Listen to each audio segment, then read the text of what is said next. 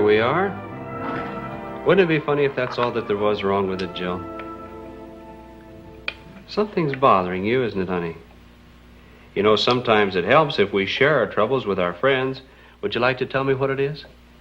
You won't laugh at me, will you? No, I wouldn't laugh at you, Jill. You sure? I'm sure. Well, how would you like it if all year long you planned on doing something and then right at the last minute you're told that you can't do it? Well, that would depend pretty much on what it was. Well, suppose you wanted to go to camp.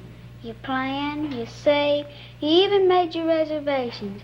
Suppose you'd done all that. Wouldn't you be disappointed if you couldn't go? Yes. I think I would be disappointed, Jill, but if I know your mother and father, and I do, the reason you can't go must be a pretty good one. Oh, it's a good enough reason, all right. I have to stay home and help take care of little Paul. Little Paul, huh? How old is Paul now? Oh, about 3 months. How's your mother feeling, Jill? She's pretty tired, I guess. That's why I can't go. And I don't mind helping Mr. Fix-It.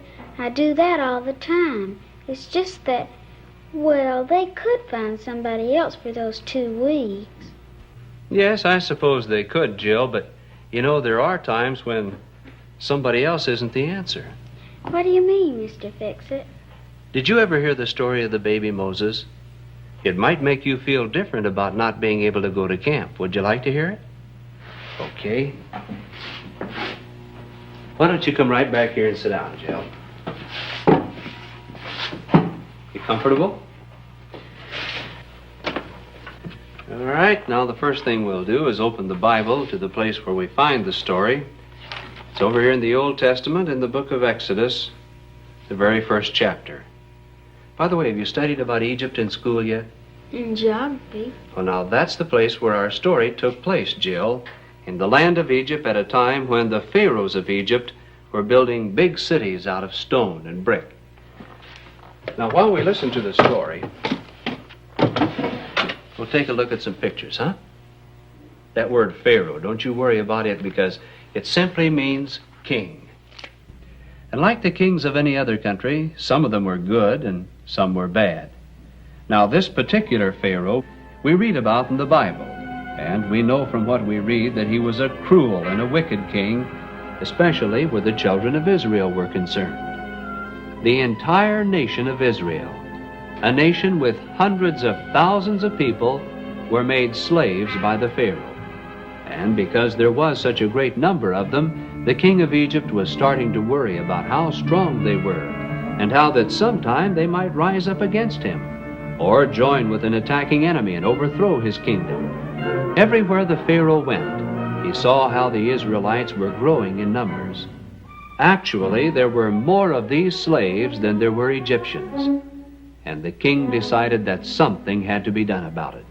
Something that would weaken Israel as a nation. So the king decided to do a terrible thing. The king issued a command that every boy baby that was born to the Israelite people be thrown into the river to drown. The king did that? That's what the king did. Well, what'd the people do? Well, the Bible tells us what one family did. There was the father, whose name was Amram, the mother, whose name was Jochebed, and the 2 older children in the family, a girl by the name of Miriam, and a boy whose name was Aaron. And then, of course, there was the baby, a lovely baby boy, the baby Moses. When the Lord blessed the family with this little boy, what should have been a time of happiness was a time of worry and concern. They were slaves, just like all the other Israelites, and they knew full well the penalty for disobeying the king. But regardless of anything else, these people believed in God. They worshiped God, and they tried to live as God would have them live. And to drown their tiny baby would be wicked and cruel no matter who said to do it.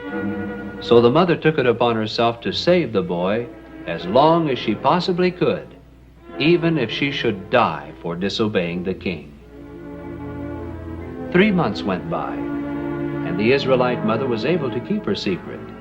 But every day the baby was becoming stronger, And just like all babies, he would cry once in a while, and the mother began to realize that she could no longer hide the boy.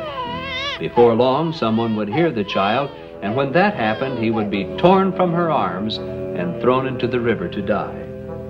Something else needed to be done. Something that would be safer for the baby and safer for the family as well. So the faithful mother busied herself with another plan for saving the life of her baby. A plan that required a lot of courage. A plan that showed how fully Moses' mother trusted in God. Using plants called bulrushes, plants that she had gathered from the banks of the river Nile, the Israelite woman wove what appeared to be at first a simple basket. Then she took some slime or river mud and carefully covered the basket, and over the mud she spread some tar. And then she set the basket in the sun. When the basket was dry, it was actually a tiny boat, a boat that would really float on the water. Inside the boat, the mother made a nice soft bed, and on the bed she placed her baby. And then came the hardest part of all. With the help of her daughter Miriam, Jochebed carried her precious bundle to a certain place along the edge of the river, and she left the basket lying there among some weeds, trusting in God to somehow work a miracle and save this boy whom she could no longer hide.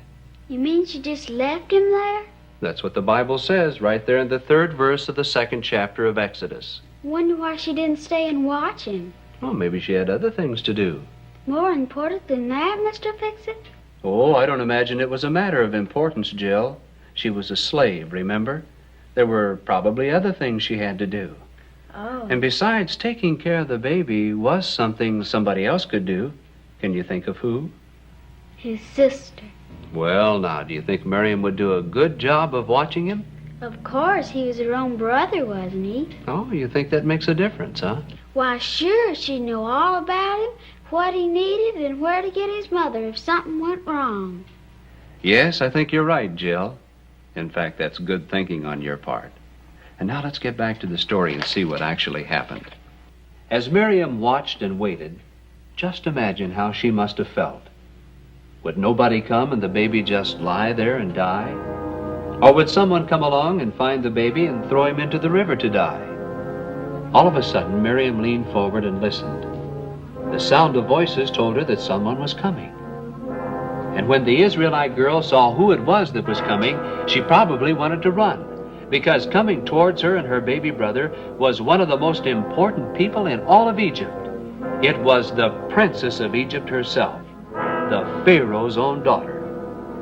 And walking along the bank with her were the many servants that waited on her. When the princess saw the odd little basket lying there by the water's edge, she probably thought to herself, a basket?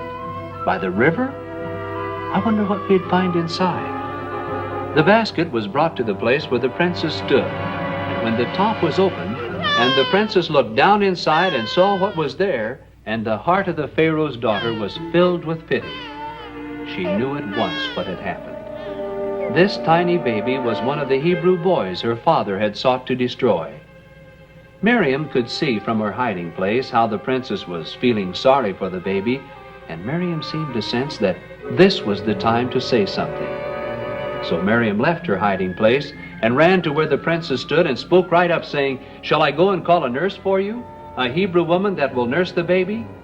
The princess of Egypt said, "Yes, go."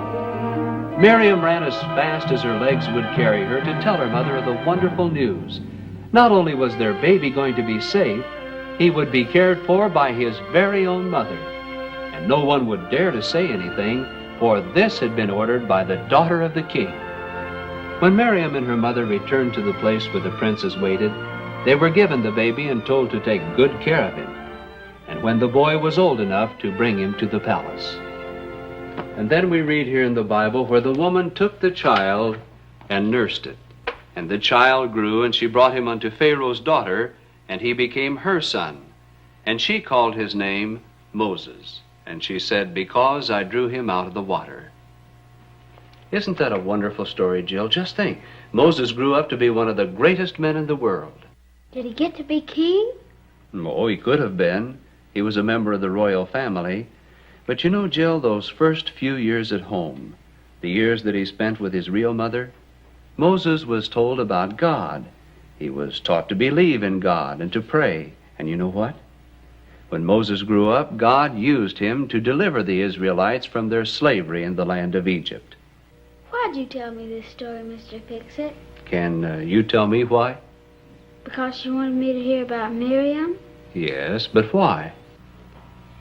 Because she helped her mother with her baby brother? That's right, Jill, but what would have happened if Miriam had wanted to do something else? Something she had planned for a long, long time. You mean like going to camp? You get the idea, Jill. You know, there's one other thing that not even we daddies and mamas think enough about.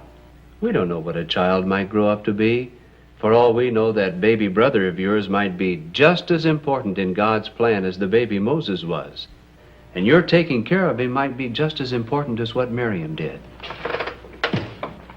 And you know, Jill, if your mother didn't think you'd do a pretty good job of watching over little Paul, I doubt if she'd even let you help.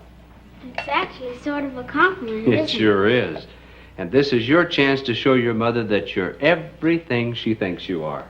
Thanks, Mr. Fix-It. You're welcome. Mom said she'd pay you the next time she came by. Pay me for a loose connection? You tell your mother that things weren't nearly as bad as they seemed. Will you do that, Jill?